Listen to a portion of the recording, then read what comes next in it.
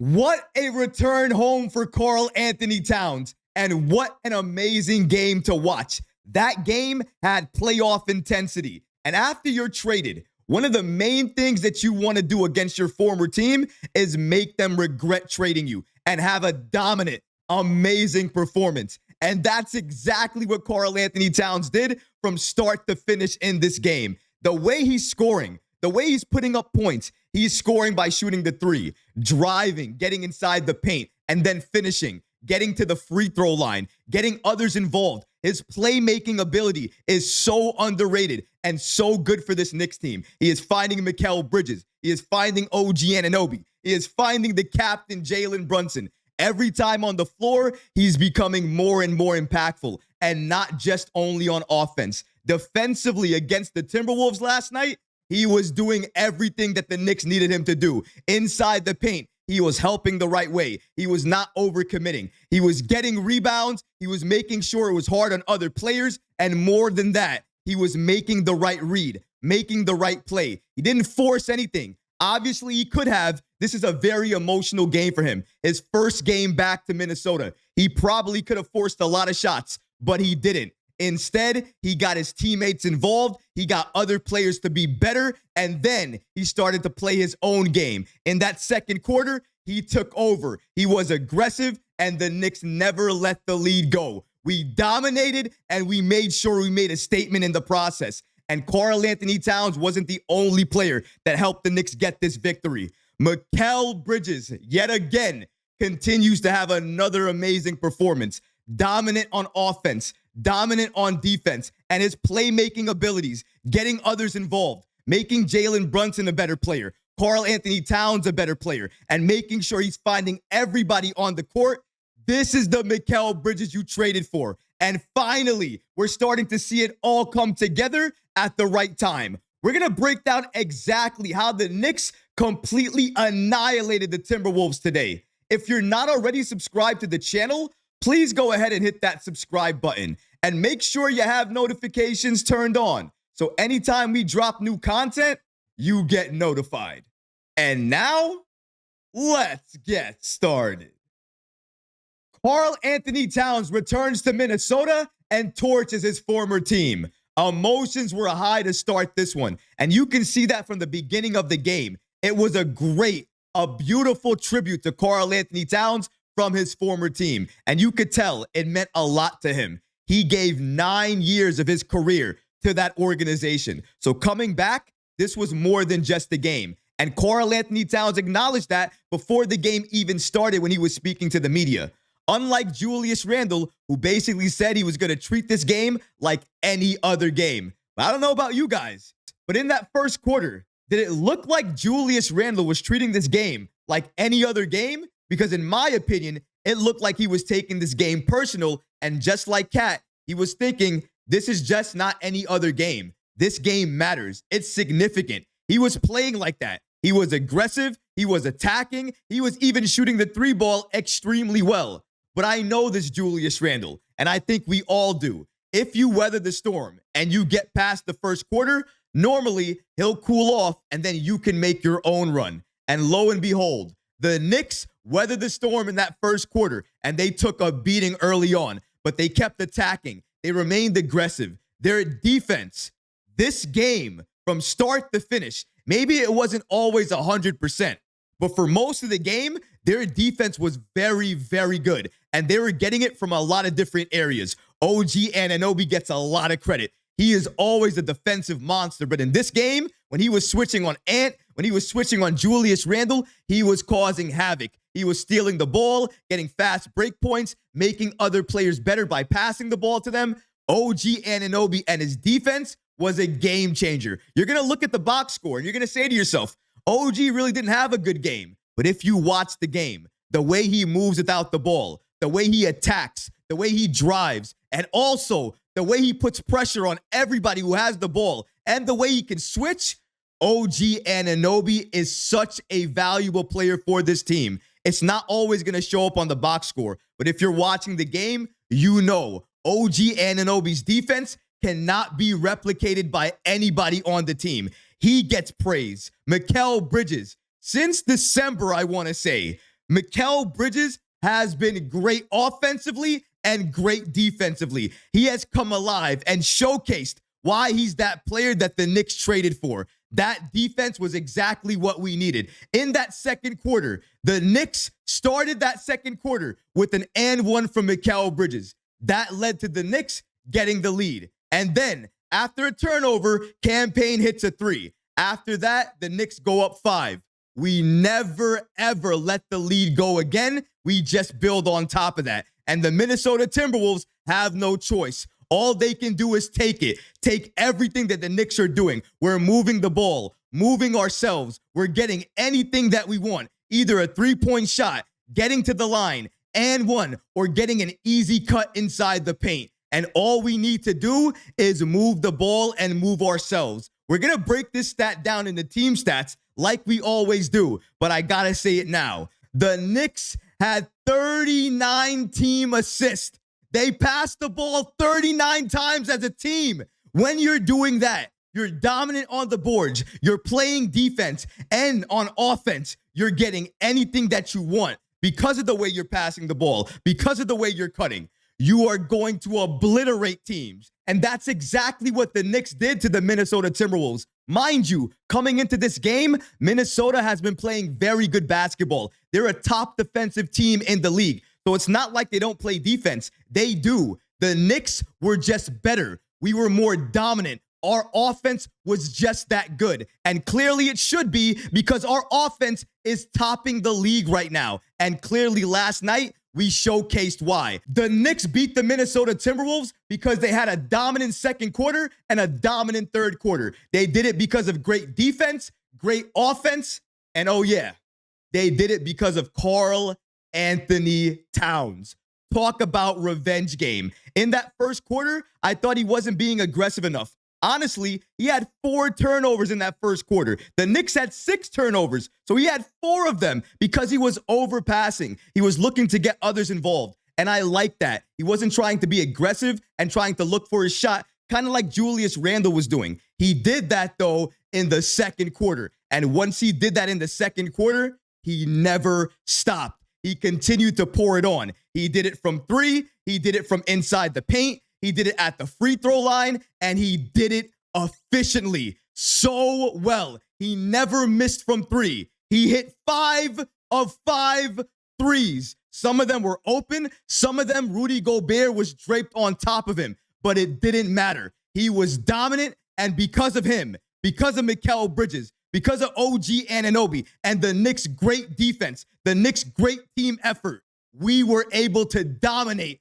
and blow out the Minnesota Timberwolves, 133 to 107. And as you can see here with the quarter-to-quarter breakdown, in that first quarter, the Knicks got the game very close. They were only down 1, 32 to 33. And then it was that second quarter explosion. Like I said earlier, Mikal Bridges starts that quarter, giving the Knicks an and one. We then take the lead. Campaign off of a turnover hits a 3. We get the lead up to 5. And we never let the lead go. And as you can clearly see, not only do we not let the lead go, but we absolutely destroy them in that quarter. We scored 41 points and we held them to 18 points. Yes, I said held them to 18 points. Now, some of their shots were wide open and they just missed those shots. But some of those shots, we were forcing turnovers. We were making them difficult shots. And because of that, we were getting the rebound, a lot of second chance opportunities. We were passing the ball up court and we were finishing. We were getting easy buckets, or we were passing it to the open shooter and converting on threes. The Knicks are just a better team. We're a more dominant team. And we proved it last night as we eviscerated the Minnesota Timberwolves. And our defense led the way. Not only in that second quarter, but in that third quarter as well, too. You can see it here. The Knicks also scored 31 points in that third quarter, and they held the Minnesota Timberwolves to 23 points. Now, in that fourth quarter, the Minnesota Timberwolves may have won that quarter 33 to 29, but honestly, that was a lot of garbage time for the Knicks. We put in our bench a lot earlier than I expected. I already mentioned the defense being one of the main reasons why the Knicks won this game. They forced a lot of turnovers, and we're going to get to those stats. But one of the other main reasons that the Knicks won this game was because of the play and the dominance of Karl-Anthony Towns. 32 points, 20 rebounds. 20 rebounds. Is this normal for him now? Is this what he's going to do each and every game now? Just walk into each and every game, get 20 rebounds, score 20 plus points, and call it normal? Because he's starting to do this very effortlessly. Like he can just roll out of bed and get 20 and 20. And if he can do this, if he can be this dominant from game to game, who is going to beat the Knicks? Who is actually going to stop Karl-Anthony Towns? Please step up and show yourself, because he's doing this against some of the best defenders in the NBA right now. Rudy Gobert, Defensive Player of the Year. He just dropped 32, 20, and 6 on his head. If he can't deal with Karl-Anthony Towns, who in the league is going to be able to contain him? Who in the league is going to be able to stop his dominance? Because right now, I can't think of anybody. When he wants to, he's going to be able to score, rebound, and playmake at any point in time. Not only did the Knicks win this trade, but it looks like the Knicks fleeced the Minnesota Timberwolves from an MVP level candidate, because these numbers are MVP-like. It's incredible. The first player in NBA history with 30 plus points, 20 plus rebounds, 5 plus three-pointers made, and 100% in terms of three-pointers made. 5 of 5 from the three-point line. The first player in NBA history. He's already making history in his first season with the Knicks. Honestly, this is probably a better Karl-Anthony Towns than anybody expected to get after that trade happened. The numbers he's putting up is just incredible. But it's not only the numbers, it's also the defense. His defense is getting better each and every game. He is not overhelping as much. He's keeping his man in front of him. But one of the most important things, he is not playing defense with his hands. If a defender is in front of him, he is going straight up. And that has made all the difference. Now, he's not getting into foul trouble early and having to go to the bench. And oftentimes, when that happens, it stops all the offense the Knicks were doing. Now, he's not stopping anything. He stays in the game, and he helps contribute to everything the Knicks want to do. Those 41 points that the Knicks scored in that second quarter, they did it because of Karl-Anthony Towns as well, too. But going back to his defense, even though it was great, there's another reason why he was playing so good defense, and that's because the Knicks had to make a change to the starting lineup. Josh Hart missed last night's game due to personal reasons, so Precious Achiuwa started right alongside Karl-Anthony Towns, giving us exactly what I've been asking for so many weeks now, the double big lineup. And honestly, guys, it didn't disappoint. It actually did very well. It improved our defense, and the offense was very good as well, too. And Achiuwa gave you a double-double as well. Precious Achiuwa with a spot start opposite Julius Randle as the Knicks romp in the Twin Cities. 13 points, 6 of 9 from the field, including one made three-pointer, assisted by Karl-Anthony Towns. That was a great play. 10 rebounds as well. Honestly, now that I've seen this double big lineup and I've seen it for significant minutes, I can't unsee it. The way they're able to switch between Karl-Anthony Towns and Precious Achiuwa, the way that Achiuwa can switch with Mikal Bridges, and sometimes if Achiuwa's playing center and OG's out there, they can switch as well too. It's not all the time, but sometimes they can do that. Precious Achiuwa gives you defense without being a liability on offense. Clearly, if you leave him open from three, he can hit the three-pointer as well too. But something else to notice, the Knicks dominated the Timberwolves on the board. Achiuwa had a double-double. Towns had 20 boards. Clearly, those two are one of the main reasons the Knicks were dominating on the boards. And when you play him alongside Karl-Anthony Towns, they're a double threat. I love seeing that unit, and hopefully Tom Thibodeau has seen it enough now that he can give them consistent minutes together. I don't know if it's going to be 15 or 20 minutes, but after what I've seen last night, I am advocating for at least 20 minutes of seeing those two play on the floor together, because when they do, it is just magic. But another reason that the Knicks won this game against the Minnesota Timberwolves, another player that has been stepping up unexpectedly and finally showcasing why we made that trade for him in the offseason, has been Mikal Bridges. And if it wasn't for Karl-Anthony Towns going off and having these type of numbers, this game would absolutely be the Mikal Bridges game. The numbers he put up were just phenomenal. And this is not just a one-game affair. He is doing this for the entire stretch of December. He is finally growing into his own, coming into his own with this Knicks team. It took him a little bit of time to start clicking, understanding his role. But now that he understands it, he has just been great for the Knicks. He gave you 29 points, 12 of 18 from the field, extremely efficient, 4 of 8 from 3. Nobody's talking about his three-point shot anymore. Nobody's talking about his shooting form anymore. All they can do is just watch his greatness. He also gave you 6 rebounds and 6 assists.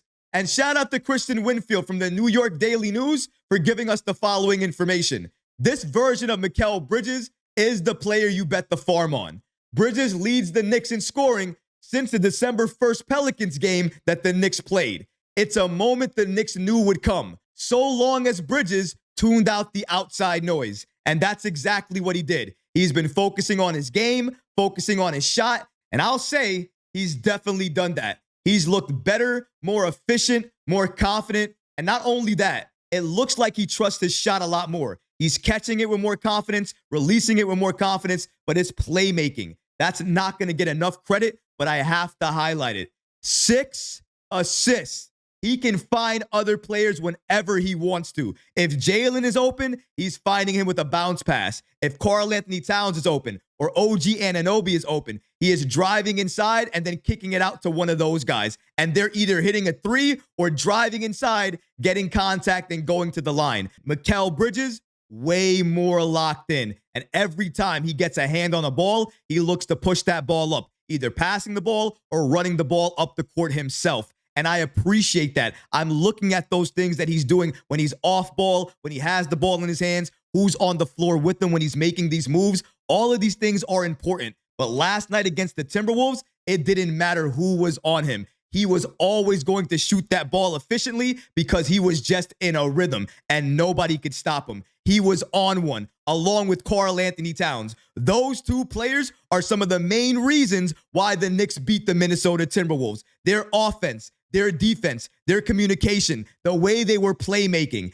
it just made the game so easy for the Knicks. So easy, in fact, that our point guard, our captain in Jalen Brunson, after taking a very bad elbow in that first quarter and really having to sit on the bench for a lot of the second quarter, where the Knicks made a very big run, I want to remind everybody of that, Jalen Brunson was able to rest and not have to play a lot of minutes. And even though he only had 14 points, still gave you 7 assists, 3 rebounds, and 1 steal. I thought his defense in the time that he was playing in the game was pretty good, especially his help defense. A lot of people aren't talking about that because of his size and the fact that they think Jalen Brunson doesn't play defense. But there was a play. Julius Randle had the ball in his hands. OG Anunoby was fronting him. And then Jalen Brunson comes behind him, tries to go after the ball. And that's enough for OG to see the ball, push it out, and then we're able to steal the ball, push it up the court, and then we convert on a bucket. Brunson was doing that. He was playmaking and making the right reads. It's oftentimes when you see other players on your team going off, you want to join the party. You want to go off as well too. And if you don't, you look mad or you're upset. Not Brunson, not the captain. If anything, he looked hyped for Karl-Anthony Towns, hyped for Mikal Bridges. Even after the game, he said doesn't really care about his performance, anything that he was doing. He's just happy for Karl-Anthony Towns and the monster game that he had. And he did have a monster game. Sometimes when you're the captain of a team, you need to know when to contribute and where to contribute and when not to. Brunson, it seems like from game to game, he is starting to master what it means to be a captain, what it means to be a team leader, a game leader, and how to efficiently run the Knicks. But for me, Jalen Brunson has been the game changer for this franchise. And every time he leads the team like this, you can understand why. Let's see what some other players did from the Knicks bench because they helped contribute in this win as well too. Let's take a look at the player breakdown in terms of minutes along with the team stats. As you can see here, we got Achua playing 28 minutes, Mikal Bridges at 36 minutes, and Anunoby at 30 minutes. I like that. Karl-Anthony Towns at 38 minutes. I really don't blame Tom Thibodeau for that. His homecoming game to Minnesota, let him go off. Let him play as many minutes as he wants. Jalen Brunson, 30 minutes. I really like that. Matt Ryan played 4 minutes. Jericho Sims played 19 minutes. That would not have happened if Josh Hart was playing, but because he wasn't playing, we needed somebody else in the game, so he got those minutes. Ariel Hukporti had 2 minutes. Cam Payne with 18. Deuce McBride, 29 minutes off the bench. Kolek with 2, Dadier with 5, and Jacob Toppin did not play. Coach's decision. I got to give some praise and some credit to Tom Thibodeau here. His substitutions, his timeouts, the way he was managing the minutes last night against the Timberwolves, it was probably the best I've seen him do it all season long. I mean, you can look at the minutes and say that for yourself. Jalen Brunson doesn't play more than 30 minutes. OG Anunoby doesn't play more than 30 minutes. Mikal Bridges, 36 minutes. Way down for him playing 43 or 42 minutes. Karl-Anthony Towns, 38 minutes. Achua, even though he was a starter for the Knicks, he played 28 minutes. Deuce McBride off the bench, 29 minutes. Cam Payne, 18 minutes. So he's using the bench a lot more. The minutes are being managed a lot better, and I think maybe you have to contribute that to the fact that the Knicks blew out the Timberwolves. But even though that's the case, they didn't really go to the bench until the fourth quarter, about maybe what? The 8-minute mark, I want to say, around that time. I'm always so quick to point out when Tom Thibodeau is running the players into the ground, playing them a lot of minutes, and not doing what he needs to do. So finally, when he does control the minutes the right way, I have to call it out and I have to give him some praise. He's doing exactly what I want him to do. The only question is, did he do it because it's a blowout? What about next game? If the game is close, is he still going to go to his bench? Is he going to trust his bench enough? I hope he does, because if he has enough trust in his bench, that will give the starters more time to rest. And when they enter the game again, they can be just as efficient, maybe even more efficient. No more tired legs. We're starting to see that because Tom Thibodeau is starting to make the right adjustments. Sometimes it takes Thibodeau a little bit of time to start doing the right thing, make the right adjustments. But right now, we have the best record under Tom Thibodeau that we've ever had. And I think that's what we're talking about. Something else we're talking about are those team stats. As you can see here with the team stats, the Knicks shot 51.5% from the field. That is just incredible. Even though the Wolves also shot pretty well from the field, 46.1%. From three-point land, the Knicks were shooting 44.4%, while the Wolves were shooting 40.5%. So just in terms of offense, the Wolves and the Knicks were shooting pretty good. So this game should be a lot closer than it was. One of the main reasons it wasn't was because the Knicks were forcing a lot of turnovers. 13 turnovers for Minnesota, 15 turnovers for the Knicks. The Knicks, again, had 6 turnovers in that first quarter. And then after that, they controlled the ball really well. If they stop those first quarter turnovers, they'll be a lot better of a team. But moving forward here, the rebounds tell a lot of the story here.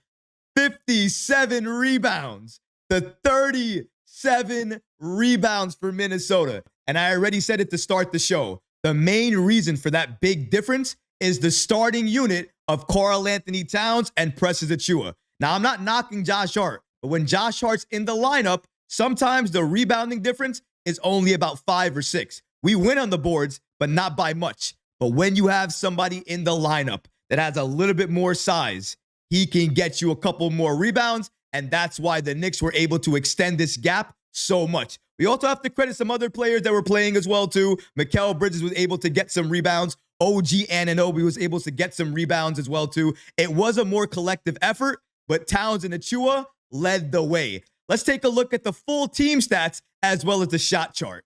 As you can see here, a couple of things that already jump off of the page in terms of the team stats, and one of those things are the assist numbers. The Knicks had 39 assists, and the Minnesota Timberwolves only had 29 assists. I've said it in a number of post games already, and I want to mention it again. Anytime the Knicks have anywhere to 27 to 30 assists, we're likely going to win that game. If we're adding more assists on top of that, 39, not to mention that many, we are going to blow out teams. And that's another reason we blew out the Timberwolves.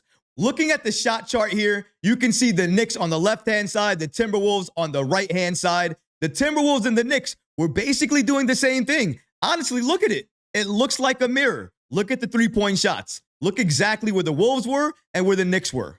Look where Minnesota was inside the paint. Look where the Knicks were inside the paint. They look like they played the exact same game. The only difference is the Knicks had Karl-Anthony Towns. The Knicks had Mikal Bridges. The Knicks had the captain in Jalen Brunson. When you're this efficient, when you're passing the ball this well, rebounding, defending, and you're doing it against a team in the Minnesota Timberwolves that are a very good team that recently have been playing very good basketball, and they wanted this game too. Randall wanted this game. He was playing like a man possessed in that first quarter, but we were able to shut him down because we were able to switch OG Anunoby on him. The way this Knicks team beat down the Minnesota Timberwolves, absolutely obliterated them. Probably my best and favorite game of the season thus far. Not only because of the way we destroyed them on offense, it was because of our defense, how consistent it was. Everybody playing defense. It wasn't just OG Anunoby and Mikal Bridges. Everybody who touched that floor for the Knicks was playing defense. They were communicating and they were helping. This is the Knicks team I always wanted to see. I wanted to see this Knicks team start this season. I understand. I had to be patient. I had to wait for us to get healthy. But now that we're getting healthy, now that the chemistry's starting to click, now that the defense is getting better, and every game, it looks like it's getting even better. That's because Mikal Bridges is improving, OG Anunoby and his defense is reaching another level, but the way they're communicating out there, the way they're making sure if a pass goes to an open shooter at the wing, that they're running toward that player, trying to close out, trying to make sure it's difficult on that player. That defense has not been seen consistently from this team. Go back to last night's game. They completely fixed that. I hope and pray this is the Knicks team we're going to see moving forward. Because if it is, not only are we going to go, I don't know, maybe on a 10-game win streak, we're also going to make a statement to the league and show everybody that we're a top team in the Eastern Conference, a top team in the NBA, and we have one of the best rosters ever put together. Karl-Anthony Towns looks like an MVP. Mikal Bridges is finally proving why we traded all those picks for him. And Jalen Brunson continues to prove why he forever will be the captain. He doesn't need to score. He doesn't need to pass. And the best thing is, he is hype. He is excited. He is just as excited as I am to see this Knicks team go off. Whether it's Karl-Anthony Towns, Mikal Bridges, or Deuce McBride, he doesn't care. He just wants to get the W. And that's all I care about as well, too. And right now, 17-10, the Knicks looking this good, I will take it every single day. We're back, baby. Knicks basketball is back. And if we continue to look like this, we are going to run through the league and dominate each and every night.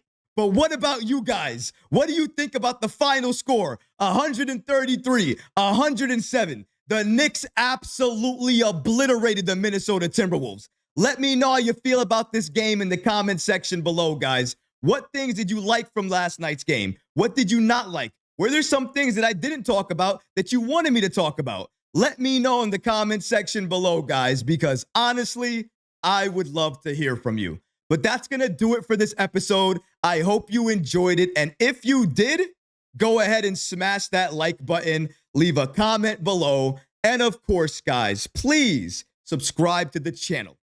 Until next time, Knick fans, take care of yourself, your families, and each other.